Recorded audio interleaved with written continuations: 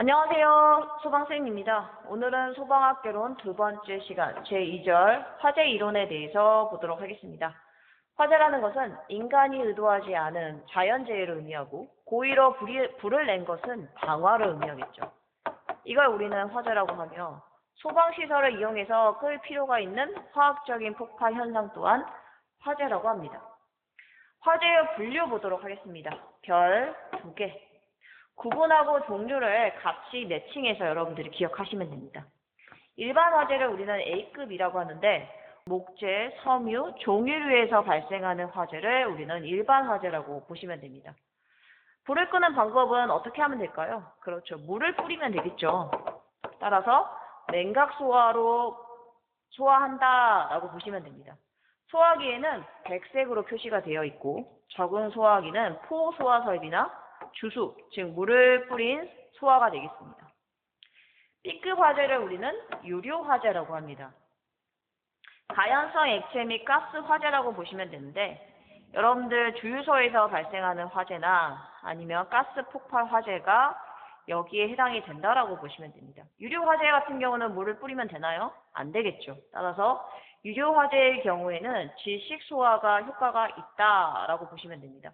소화기는 황색으로 표시를 하며 적응 소화기는 CO2 소화 설비와 분말 소화 설비가 효과가 있다라고 보시면 됩니다. C급 화재를 우리는 전기 화재라고 합니다.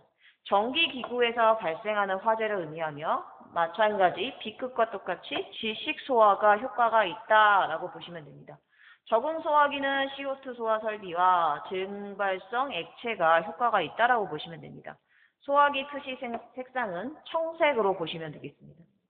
금속 화재를 우리는 D급 화재라고 합니다. 마그네슘이나 나트륨, 칼륨과 같은 금속 분말에서 발생하는 화재를 우리는 금속 화재라고 하고 소화 방법은 피복에 의한 질식으로서 적응 소화기가 마른 모래와 팽창 질석이 있습니다. 즉, 금속 가루에서 화재가 발생이 되면 피복이라는 것은 이렇게 덮어주는 겁니다. 마른 모래나 팽창 질석을 덮어서 질식 소화를 한다라고 보시면 됩니다. 마지막 주방 화재를 K급 키친 화재라고 합니다. 식용유나 주방의 식물성, 동물성, 기름 등에서 발생하는 화재라고 보시면 됩니다.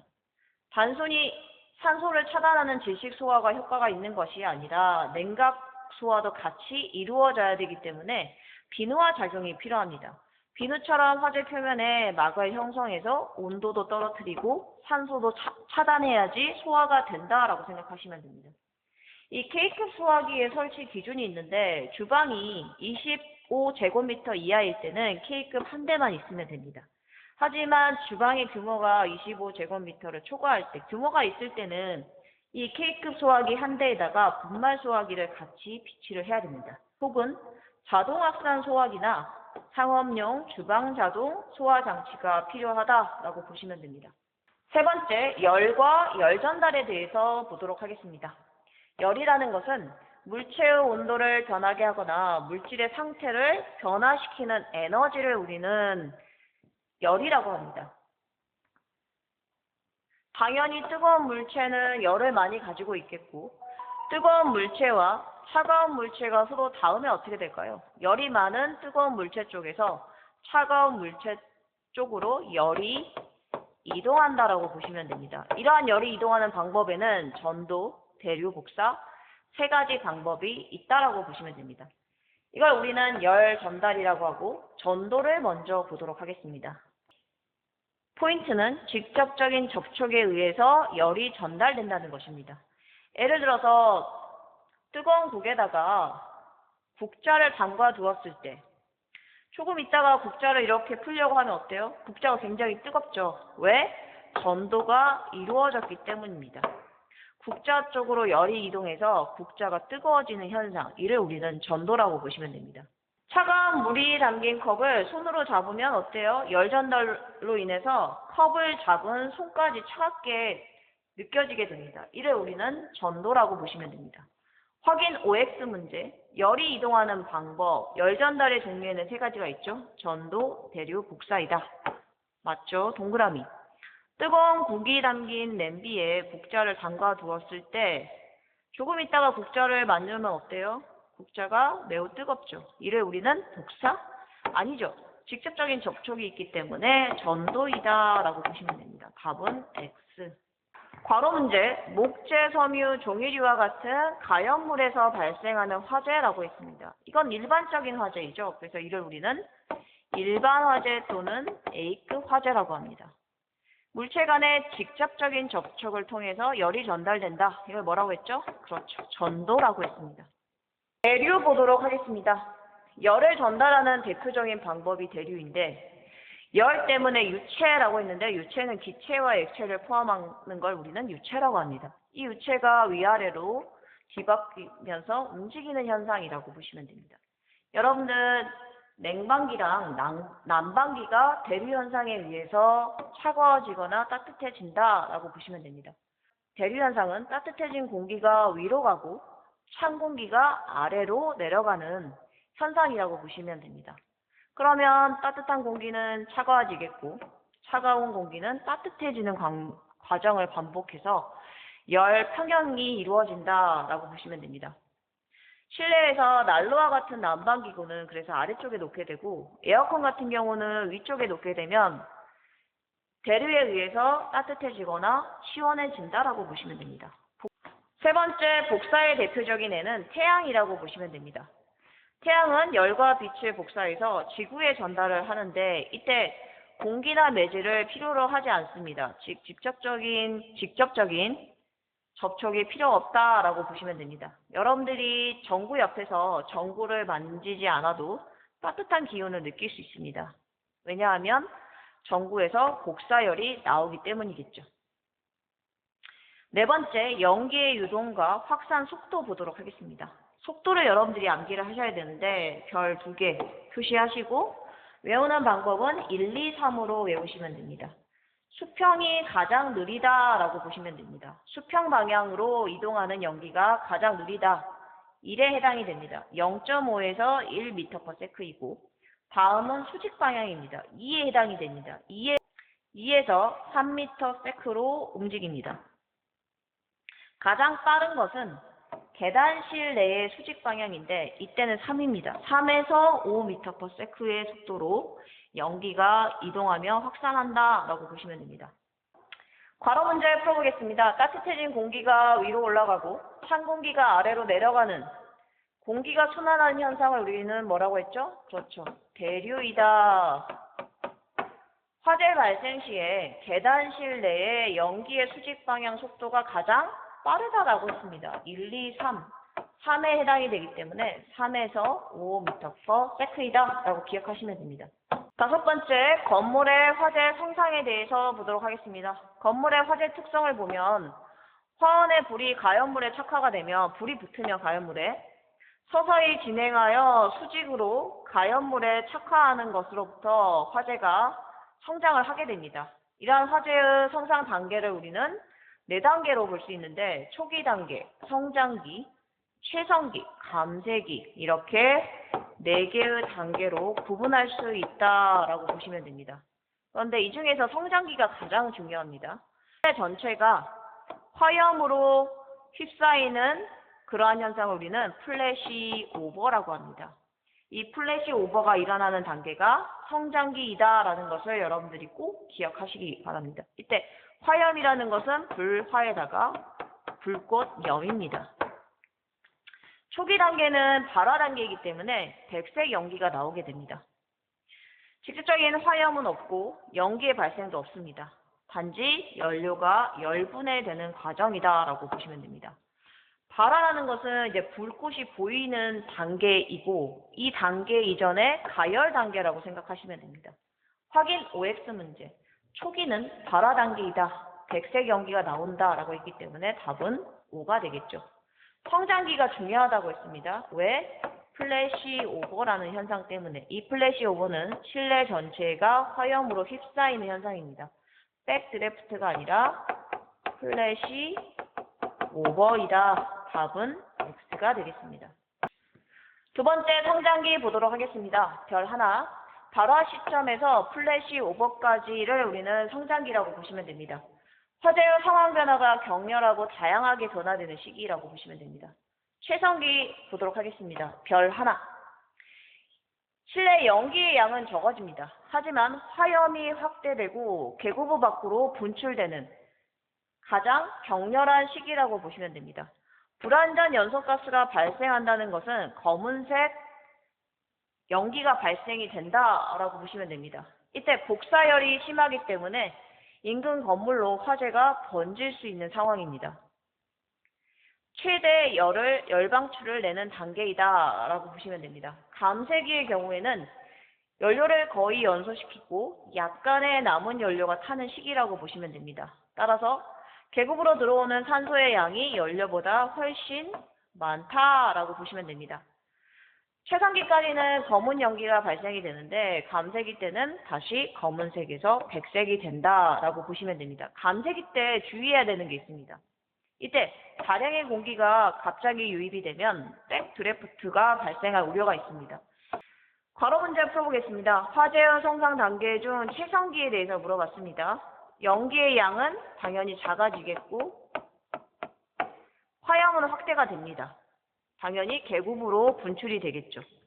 두 번째, 플래시 오버는 언제?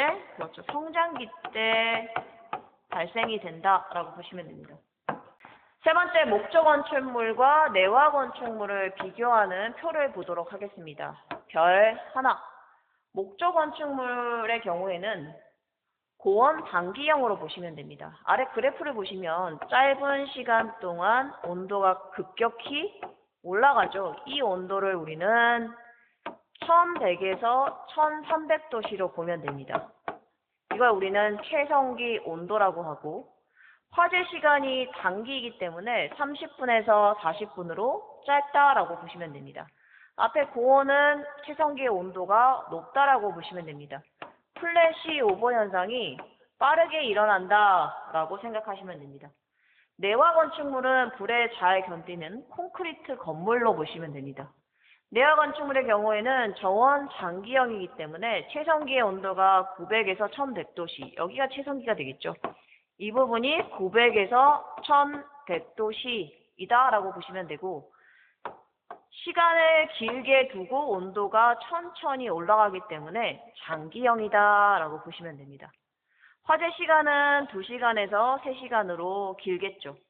플래시 오버도 목적 건축물에 비해서 느리게 발생한다라고 보시면 됩니다. 확인 OX 문제, 목적 건축물은 고온 단기형 맞죠? 높은 온도로 빠르게 올라간다.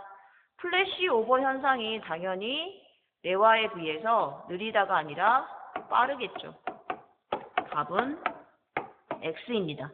내화 건축물은 저온 장기형 오래 걸립니다.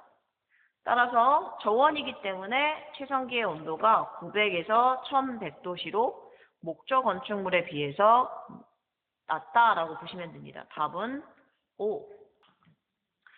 여섯 번째, 실내 화재의 현상 보도록 하겠습니다. 별 하나. 플래시 오버는 언제 일어납니까? 그렇죠. 성장기 때 일어난다라고 했습니다. 실내 연소가 진행이 되면 가연성 가스가 축적되고 됩니다. 그러면 축적된 가연성 가스가 한꺼번에 폭발을 하게 됩니다. 그래서 일순간에 폭발적으로 집안 전체가 화염으로 휩싸이게 되는데 이를 우리는 플래시 오버라고 합니다. 플래시 오버 직후의 온도는 최고점을 찍게 되고 보통 내장대에 따라서 다르겠지만 보통 1분 30초 정도이면 플래시 오버가 일어난다라고 보시면 됩니다. 성장기에 발생한다라는 것이고 개념은 순간적으로 방 전체가 급격하게 타오르는 화재 확대 현상이라고 보시면 됩니다. 가연물이 동시에 발화하는 현상이라고 보시면 되고요. 성장기와 최성기의 분기점에서 발생한다, 즉 성장기 끝 지점에서 발생한다라고 보시면 됩니다. 급격한 산소 공급으로 인한 백드래프트 현상은 감쇄기에 일어나는 현상이기 때문에 플래시 오버와 구분하셔야 되겠습니다. 이어서 백드래프트 현상을 보도록 하겠습니다. 좀 전에 얘기했듯이 감쇄기에 일어나는 현상이다 라고 했습니다. 감쇄기가 되면 산소를 거의 다 소모하게 됩니다. 산소가 부족해 불꽃은 없고 연기만 나면서 타들어가는 불완전 연소 상태인 훈소 상태가 됩니다. 즉 훈소 상태라는 건 뭐냐면 화염은 없습니다. 화염을 발생시키지 않고 연기만 발생이 된다라고 생각하시면 됩니다. 이때 외부에서 급격하게 산소가 유입이 된다면 순간 폭발적으로 불길이 확 번지는 현상이 바로 백드래프트라고 보시면 됩니다. 화재 진압을 위해서 소방관이 실내에 들어가게 되는데 이때 계부부를 열게 됩니다. 그러면 산소가 급격히 공급이 돼서 백드래프트 현상이 일어날 수 있다라고 보시면 됩니다. 계부부의 개방으로 급격한 산소 공급이 이루어져 화를 일으키는 현상이다. 이때 산소 유입으로 인해서 화염이 폭풍을 동반하여 충격파가 발생이 되기 때문에 구조물이 파괴될 수 있을 정도의 상황이다. 매우 위험한 상황이라고 보시면 됩니다. 롤오버라는 것은 실내에 이렇게 불꽃이 굴러가는 현상이라고 생각하시면 됩니다. 성장기 때 발생이 되는데 플래시 오버가 발생되기 직전에 발생하는 것을 롤오버라고 보시면 됩니다. 따라서 성장기에 해당하긴 하지만 플래시 오버 발생 직전이다 라고 보시면 되고 불덩어리가 천장을 굴러다니는 것을 우리는 롤오버라고 보시면 됩니다. 화염이 선단부에서 주변 공간으로 확대가 됩니다. 확인 OX 문제 보도록 하겠습니다. 롤오버라는 것은 천장 부분에 불덩이가 굴러다니는 현상입니다. 바닥 부분에 축적된다가 맞나요? 아니죠. 천장 부분에 축적이 되겠죠. 답은 X. 급격한 산소 공급 뭐라고 했죠? 백드래프트라고 했습니다. 플래시 오버가 아니라 백드래프트이다. 답은 X가 되겠습니다. 순간적으로 방 전체가 급격하게 타오르는 화재 확대 현상. 성장기와 채성기의 분기점에서 발생한다. 이를 우리는 뭐라고 했죠? 플래시 오버라고 했습니다. 계부부 개방으로 급격한 산소 공급이 이루어져 폭발하는 현상을 우리는 그렇죠. 백드래프트라고 했습니다. 답은 백드래프트가 되겠습니다. 다음 시간에는 3절 소화 이론에 대해서 학습하도록 하겠습니다. 수고 많으셨습니다.